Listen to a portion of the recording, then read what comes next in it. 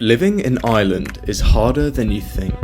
Realistically, I'll never be in a bracket to buy a house. We put this up 24 hours ago and we have 535 applicants. I live in the middle of a field in a mobile home because there's no home for me. Just 9 years ago, you could purchase a home in Dublin for €267,000. That figure today is over $450,000, a 70% rise in less than a decade. This isn't an outlier. Across the country, rents have almost doubled in the last 10 years, and since 2000, the price of a house has nearly tripled. In Dublin, even an above average wage doesn't guarantee you a home. You would need to earn €128,000, more than 3.5 times the average wage, just to afford a normal home. And even living comfortably in the city requires nearly double what most people earn. In these desperate times, people are turning to extreme measures, and many are being pushed onto the streets. In August 2024, there were 10,500 homeless people in Dublin. This is one of the highest rates in Europe, and a 13% increase from the previous years. And in just the last 10 years, homelessness rates have doubled in the capital, pushing over 50,000 people into emergency accommodation, often with cramped and poor living conditions. But this is only one of Ireland's issues. As well as a housing crisis, they are also facing an immigration crisis. In the 12 months leading up to April 2024, 150,000 people entered the country, a 17-year high, marking the third consecutive year with over 100,000 immigrants arriving in Ireland and accounting for about 80% of the population growth. This doesn't make any of the existing issues better, as Ireland's population is growing at a rate of nearly 4 people for every new home built, only deepening the existing crisis and causing some real problems as the government goes to extreme lengths to house refugees. In 2024, plans were announced to move 280 asylum seekers into this village of 165 residents, doubling the population overnight and sparking outrage in local communities. Claire says no! Claire says no! A survey conducted in 2023 found that 7 in 10 young Irish people between 18 and 24 want to leave the country for a better life elsewhere. This view of modern Ireland is in stark contrast with the economic miracle story of the Celtic Tiger often presented in the media. So how did it happen? Before we delve more into this, I'd like to thank the sponsor of today's video, Surfshark VPN. Out of all the subscriptions that I have, Netflix, Spotify, Amazon, the one that I use most is Surfshark, and it's by far the cheapest. While most subscriptions cost upward of $15, Surfshark is just $2.49 a month. And when you split that between 7 friends and family members, it's just 36 cents each. So for less than $1 each month, I get access to better prices on products and flights that use browser cookies to make things more expensive. I get to travel the world virtually, and I get to access sites that are blocked by my region, like Netflix from another country. And perhaps most importantly, I protect my anonymity from online companies recording my data. So to start taking your internet browsing seriously, you can visit the link in the description, and if you use the code InvisibleHand, then you'll get to browse safely for just $2.49 a month, and you'll also get 4 extra months completely for free. Surfshark also has a 30-day money-back guarantee, so you can rest easy in your purchase. Click the link in the description to find out more. To understand why Ireland is in a housing crisis, cost of living crisis, and most surprisingly is struggling with immigration, we need to go back in history. Ireland is in the strange position of suffering from its own success. For most of its modern history, it has been one of Europe's poorest countries, and just 30 years ago, it wasn't uncommon for people to not be able to heat their homes. Because of these poor living conditions, and the infamous potato famine, throughout almost all of the 19th and 20th century, many people have looked to leave Ireland whenever they are given the chance. In fact, its population today is still significantly smaller than its peak 160 years ago. Across the world, and particularly in the United States, Ireland's diaspora is huge. 11% of Americans claim Irish as their primary ethnicity, a staggering 36 million people, with key figures like JFK and Joe Biden having Irish heritage. In the 1960s, Ireland's population was at a 300-year low, while all other nations in Europe had been gradually growing as they became more prosperous. But this all changed at the start of the 1990s with one incredibly important decision.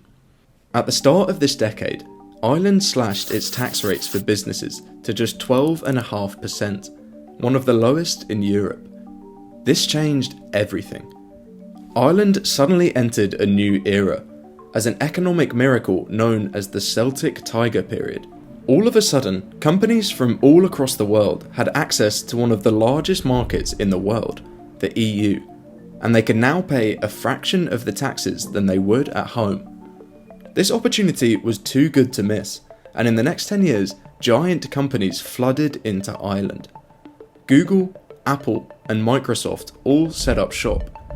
By essentially creating the world's biggest tax haven, Ireland's economy exploded. But there was a problem. These companies created thousands of new vacancies for skilled labourers, ones which Ireland's tiny population couldn't yet meet. If they were to take advantage of this wave of growth, they needed help from abroad. In the next 20 years, they used immigration as a tool to build. They attracted people with a comprehensive marketing campaign. Come home to Ireland and a land of opportunity were all used. Starting in the mid-90s, Ireland's population began to explode as thousands of skilled individuals arrived in hordes to fill these positions. This is starkly different from some of the other immigration waves we've covered on the channel. By the early 2000s, it was already richer on a per-person basis than in the UK, and in 2005 it ranked as number 1 on The Economist's Quality of Life Index. People were happy to welcome migrants. They wanted to share their success with the world, and also welcome back people who had left in the past. Today, Ireland ranks as one of the richest countries in the world on a per capita basis, and it was clear what was driving this growth. By 2017, half of the top 50 Irish firms were American businesses, and Apple made up 20% of Ireland's entire economy. But there was a problem. As Ireland's economy was booming on the surface, something was slowly brewing beneath the surface. Houses were running out. Despite a booming economy, Ireland simply couldn't build enough houses to meet the ever-growing demand. But how could this happen? In the 1980s, Ireland made a decision which has sown the seeds for the current crisis. It deregulated its housing market. Like we saw, at the time Ireland's economy was struggling, and this was seen as a way to generate investment and growth. And this did happen, but now companies had no requirement to make social affordable housing. Instead, they shifted to more lucrative private market and rental properties, for which they were given subsidies. Even though this was problematic, it seemed manageable when the economy was booming. But then the 2008 financial crisis struck. Suddenly demand for housing, which had been so high, plummeted. Thousands of skilled labourers left the country in droves, and construction ground to a halt. Even though this was problematic, the real crisis began when Ireland's economy started to boom again. With more economic growth came more immigration. But with this economic boom, unlike before, there simply weren't enough skilled workers to make enough homes, and supply has not been able to keep pace. Combined with stricter lending standards and higher savings requirements, Ireland was left in a position where it didn't have enough homes, and ones which were available were even harder to buy. Making all of this worse is Ireland's booming tech sector. Companies like Apple and Google offered salaries far higher than the average, driving up housing demand and pushing rents even higher. This has created the perfect storm. Local residents, especially those without tech sector wages, are struggling just to get by. Many people, especially young Irish people, are considering leaving the country for a better life elsewhere. Was that a motivation for you to go to Australia? Yeah, well, that was kind of the main reason to go, make money and then come home and buy a house, settle down here. Whilst Ireland's housing crisis has been intensifying, interestingly, immigration into Ireland doesn't seem to be slowing down. Since the dip following the 2008 financial crisis, the number of people moving into Ireland from abroad has picked up, and in the last 3 years, this has become even more extreme. Ireland has welcomed more than 100,000 people every year for the last 3 years. To put that into perspective, this is around 6% of a country with only 5.5 million people. Aside from creating further pressure on an already limited housing stock, Irish citizens have another concern: a lack of integration. Yesterday we experienced 2 terrible attacks. In just the last 5 years, attitudes towards immigration in Ireland have completely shifted. For decades, Ireland has one of the highest approval ratings for accepting foreign migrants in Europe. But as living standards and affordability has been squeezed, so too has public opinion. In 2022, Ireland welcomed over 100,000 refugees. That year, only 4% of people felt that immigration was a concern. But 1 year later, that number had risen to 29%, making it the largest single issue amongst voters, followed by housing and healthcare. People have taken to the streets to express anger about the current crisis. We are here because we're terrified for our children. I'm for people who are being left behind, working class mothers that have been left behind the state doesn't care about. But this also has a dark side. Since 2018, across the country, there have been 28 fires in properties rumoured to house refugees. In Dublin alone, there were 9 reported incidents of arson attacks since early 2023, and then there were the riots. These are not a common occurrence in Ireland. So what happened? Like we said, Ireland is a pretty small country, and the sheer number of people arriving has meant the government has had to find new ways to house people. They launched a rapid build housing programme to provide short-term accommodation for families fleeing Ukraine, providing housing for 2,000 Ukrainians across several cities in Ireland, using modular homes, army bases, and even tents. Currently, nearly 1/3 of all hotel rooms in Ireland are being used to house refugees or asylum seekers, and B&Bs and emergency accommodation centres are also being utilised. Across the country, tiny Irish villages are being overwhelmed too, and in 2024, plans were made famous as they were to announce 280 asylum seekers into a village of just 165 people. Plans like these completely overrun village services and infrastructure and make effective integration almost impossible. The problem is particularly profound in the capital, Dublin. It's easy to see why people are upset. For years, they have been struggling without much government support. Yet they can see their government go to vast lengths to ensure that refugees are taken care of before them. Or so it seems. On top of this, Ireland is amongst the most expensive countries in the EU, with household expenditure that is 46% higher than the EU average. Other services, particularly hospitals, are also under strain, and the large number of immigrants puts extra pressure on these facilities, which were already struggling to cope with demand. In Dublin, tent cities have sprung up across the city due to a lack of available accommodation, and people are taking to the streets to demand action from their representatives. Much of the public pushback has been civilised and peaceful, but some people chose another way. It seems then that Ireland has some serious issues. It is growing faster than both its public services and housing stock can manage. So why aren't they building more houses for people to live in? Across much of the Western world, housing has increasingly been treated as a financial asset rather than a basic living necessity.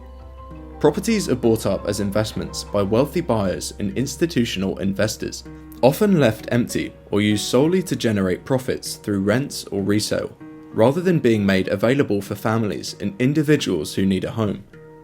This phenomenon, known as the financialisation of housing, is especially pronounced in Ireland. In Ireland, the roots of this trace back to the policies enacted after the 2008 financial crisis, which encouraged large-scale institutional investment in the housing market. Homes became investment vehicles rather than places to live. As investment companies purchased large quantities of properties, demand soared, and so did prices, pushing many potential homeowners and renters out of the market. Adding to this complex landscape are tax rules like deemed disposal, which require investors in certain funds to pay taxes on unrealised gains every 8 years. While not directly tied to housing, such tax structures illustrate how investment strategies can prioritise short-term financial gains over long-term stability and livability. Combined with government measures like rent caps and taxes on bulk property purchases, which were intended to stabilise the market, these factors have inadvertently limited new housing development and kept the market focused on financial returns rather than increasing the housing supply. The result? A housing market driven by financial motives, leaving too many properties as assets and not enough as homes. As it stands, Ireland needs to build around 20,000 extra properties every year if it's to make any dent in the national housing crisis. This target was met last year, and the central bank recognises that the housing supply has increased meaningfully in recent years. However, fueled by high demand, house prices just keep rising, and the latest residential property price index showed a 10% jump in the last 12 months. It seems then that Ireland has a serious problem, and it's not exactly clear how this can be solved. And the issues of housing, poverty, and immigration are top for all campaigning parties. One thing is for certain though, these issues don't cure themselves, and they also don't get fixed overnight. While there is still hope for Irish citizens, they will need to keep waiting for real change to come.